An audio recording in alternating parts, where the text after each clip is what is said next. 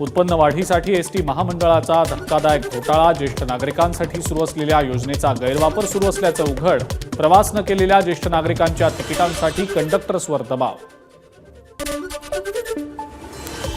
अमृत योजनेतून एसटीला 2046 कोटींचा निधी, तर महिला सन्मान योजनेतून एसटीला 2249 कोटींचा निधी प्राप्त. दोन्ही योजनांची 4159 कोटींची रक्कम एसटीला वितरित. एसटी प्रशासनानं जर गैरकारभार केला असेल तर चौकशी होईल. एसटी महामंडळाच्या घोटाळ्यावर मंत्री दादा भुसेंची प्रतिक्रिया. आपलं सरकार सेवा केंद्रामध्ये कोट्यवधींच्या घोटाळ्याचा आरोप करत हायकोर्टात याचिका. रत्नागिरीतील 16 तर चिपळूणमधल्या 29 सेवा केंद्र बंद असल्याची राज्य सरकारकडनं हायकोर्टात कबुली.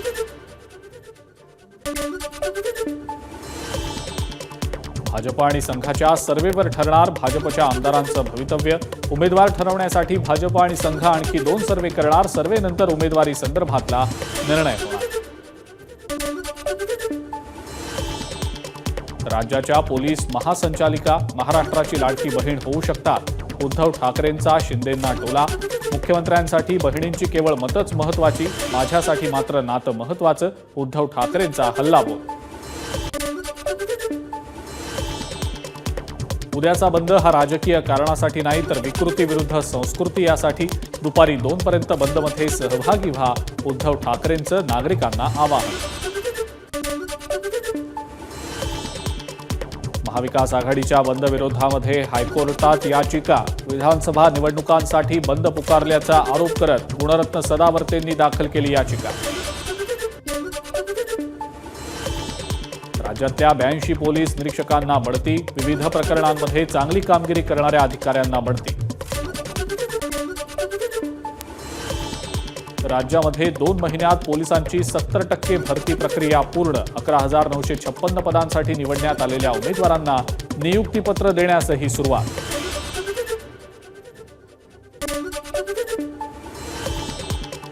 शेतकरी नेते रविकांत तुपकरांना पोलिसांनी घेतलं ताब्यात. तुपकर मुख्यमंत्र्यांच्या वर्षा निवासस्थानी करणार होते आंदोलन. त्यापूर्वीच पोलिसांनी तुपकरांना घेतलं ताब्यात.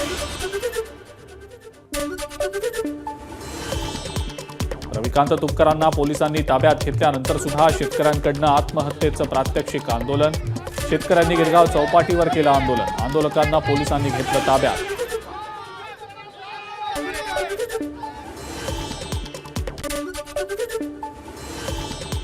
बदलापूरमधल्या दुसऱ्या पीडित विद्यार्थिनीचा एसआयटीनं नोंदवला जबाब.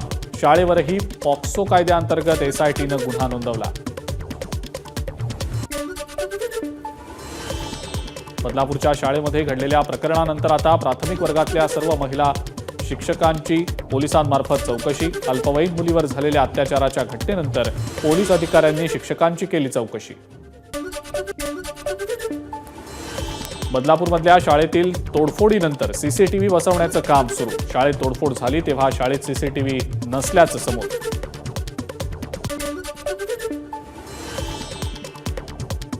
बदलापूर प्रकरणात शाळेवरही गुन्हा दाखल. एसआयटीकडून पॉक्सो अंतर्गत शाळेवर गुन्हा दाखल. मीरा रोडमध्ये 10 वर्षीय मुलीवर अत्याचार करण्याचा प्रयत्न. 25 वर्षीय आरोपीला पोलिसांनी केली अटक. आरोपीवर पॉक्सो कलमाखाली काश्मीरा पोलीस ठाण्यात गुन्हा दाखल. मुंबईच्या समतानगरमध्ये एका 12 आणि 2.5 वर्षांच्या चिमुकलीचा विनयभंग. मानसिक रुग्ण असलेल्या 30 वर्षीय व्यक्तीला पोलिसांनी केली अटक.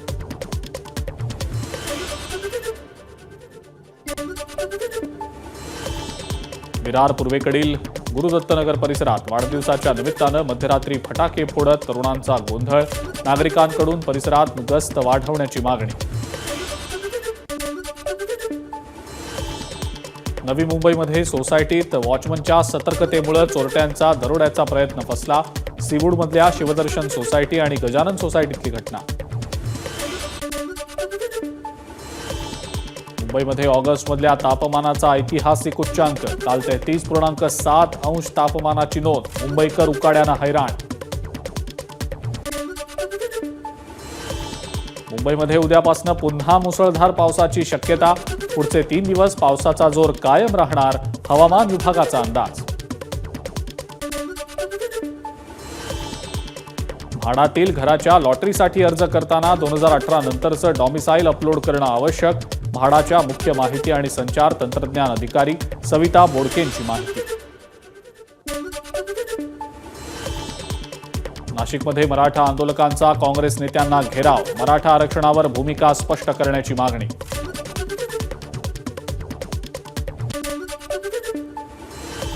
नाशिकच्या सटाणा शहरातल्या अभिमन्यूनगर आणि क्रांतीनगर भागात रस्त्यांना तळ्याचं स्वरूप. निचरा होण्यासाठीचे नैसर्गिक स्रोत बंद झाल्यानं समस्या. प्रशासनाचं मात्र दुर्लक्ष. धुळ्याच्या सिंदखेडा तालुक्यात जोरदार पावसाची हजेरी. पावसामुळे शेतांमध्ये साचलं पाणी. कापूस आणि हरभऱ्याचं पीक पाण्याखाली. शासनानं ओला दुष्काळ जाहीर करावा, शेतकऱ्यांची मागणी.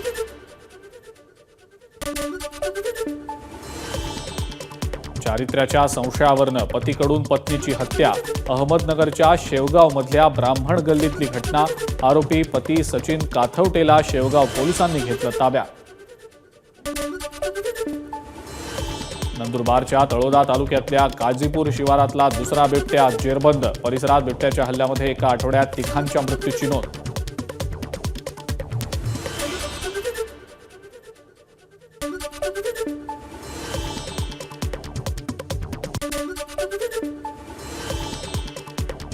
पुण्यामध्ये आता ॲपद्वारे करता येणार खड्ड्यांची तक्रार. सार्वजनिक बांधकाम विभागानं तयार केलेल्या खड्ड्यांची तक्रार दूर करण्यासाठी खड्डे तक्रार निवारण प्रणाली कार्यान्वित केली जाणार. कोल्हापूरच्या छत्रपती शिवाजी महाराज चौकामध्ये एकत्र जमलेल्या हिंदुत्ववादी कार्यकर्त्यांना पोलिसांनी घेतलं ताब्यात. पोलीस आणि हिंदुत्ववादी कार्यकर्त्यांमध्ये झटापट. पुण्यातल्या सिंहगड रस्त्यावर एका बारमध्ये सराईत गुंडाची हत्या. किरकोळ वादातनं हत्या झाल्याची माहिती. आरोपी आकाश कुलकर्णीला पोलिसांनी घेतलं ताब्यात. सोलापूरच्या कृषी उत्पन्न बाजार समितीमध्ये कांद्याच्या दरात मोठी वाढ. कांद्याला सरासरी 38 ते 45 रुपये इतका दर. आठवड्याभरात कांद्याचे दर 10 ते 15 रुपयांनी वधारले. अकोल्यातल्या हिंगणा तामसवाडी गावात 10 वर्षीय मुलीवर अत्याचार. अकोटफैल पोलीस स्टेशनमध्ये आरोपीवर कलम 376 आणि पॉक्सो अंतर्गत गुन्हा दाखल. वल्लभनगरमधनं 24 वर्षीय तरुणाला अटक. हिंगणा विधानसभा मतदारसंघात आमदार समीर मेघेंनी 60,000 बोगस मतदारांनी नावं टाकली. महाविकास आघाडीनं नागपूर जिल्हाधिकाऱ्यांनी केली होती तक्रार. यावर आता भाजपकडून महाविकास आघाडीनंच बोगस मतं यादीत टाकल्याची तहसीलदारांकडे तक्रार. बुलढाण्याच्या खामगावातील मस प्रकल्प ओव्हरफ्लो. खामगाव शहराचा पाणी प्रश्न मिटला.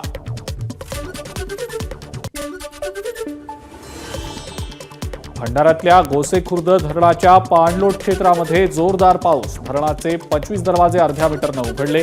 धरणामधनं सध्या 1,01,551 क्युसेक्सनं विसर्ग सुरू. मुसळधार पावसामुळे बुलढाण्यातल्या दिवठाणा लघु प्रकल्पाच्या भिंतीला भगदाड. शेकडो एकरवरचं पीक धोक्यात.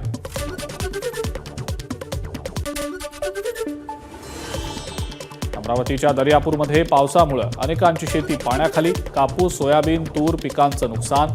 लवकरात लवकर नुकसान भरपाई देण्याची शेतकऱ्यांची मागणी. नागपूर जिल्ह्यामध्ये सोयाबीन पिकावर येलो मोझॅक रोगाचा प्रादुर्भाव. सततच्या पावसामुळे जमीन ओली राहिल्यानं सोयाबीनचं नुकसान. येलो मोझॅकमुळे सोयाबीन उत्पादक चिंतेत. पेंच व्याघ्र प्रकल्पालगत असलेल्या एका रिसॉर्टच्या परिसरात वाघाचा विसावा. व्हिडिओ सोशल मीडियावर चांगलाच व्हायरल. अमित ठाकरेंनी फुटबॉल आणि क्रिकेट खेळण्याचा आनंद लुटला. यवतमाळच्या वणीमध्ये दौऱ्यादरम्यान मुक्कामाला असताना शेजारच्या स्पोर्ट्स क्लबमध्ये लुटला खेळण्याचा आनंद. राष्ट्रवादीचे वसमतचे आमदार राजू नवघरेंनी मनोज जरांगेंची भेट घेतली. जरांगेंसोबत आरक्षण आणि मतदारसंघातल्या घडामोडींवर चर्चा केल्याची माहिती. अल्पसंख्याक समाजाच्या विकासासाठी मार्टीचं मुख्यालय छत्रपती संभाजीनगरमध्ये असणार. मुख्यालयासाठी संचालकांसह 11 पदं निर्माण करण्याबाबतचा शासन निर्णय जारी. बीडच्या चिंचवणी परिसरात मध्यरात्री गावावरून ड्रोन फिरवणाऱ्या तरुणाला चोप, गावकऱ्यांनी तरुणाला पोलिसांच्या केलं हवाली. हिंगोलीमध्ये तलवारीचा धाक दाखवत ऊसतोड कामगाराचं अपहरण, पैशाच्या व्यवहारातनं अपहरण झाल्याचं उघड, आरोपीवर सेनगाव पोलिसात गुन्हा दाखल.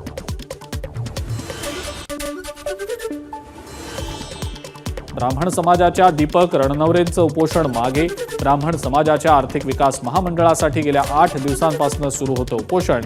उपमुख्यमंत्री फडणवीसांनी ग्वाही दिल्यानंतर आणि जिल्हाधिकाऱ्यांनी लेखी आश्वासन दिल्यानंतर उपोषण मागे. गणपती आधी म्हणजेच 31 ऑगस्टपासून चिपी पुणे विमानसेवा सुरू होणार. फ्लाय 91 विमान कंपनीची शनिवार रविवार विमानसेवा उपलब्ध असणार. चिपळूणमधल्या डेरवणमध्ये नांगरणी स्पर्धेचं आयोजन. जवळपास 150हून अधिक बैलजोड्या स्पर्धेत सहभागी.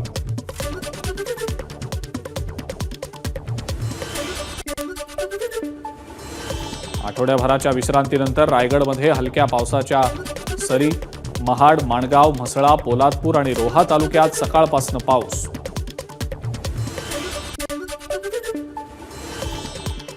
माजी क्रिकेटपटू प्रवीण आमरे यांना रत्नागिरीमध्ये दंडाची नोटीस. अनधिकृत बांधकाम आणि बेकायदेशीर वाळू उत्खननाचा महसूल विभागाचा आरोप. नोटिशीला उत्तर देण्यासाठी दिली 15 दिवसांची मुदत. एबीपी माझा, उघडा डोळे बघा नीट.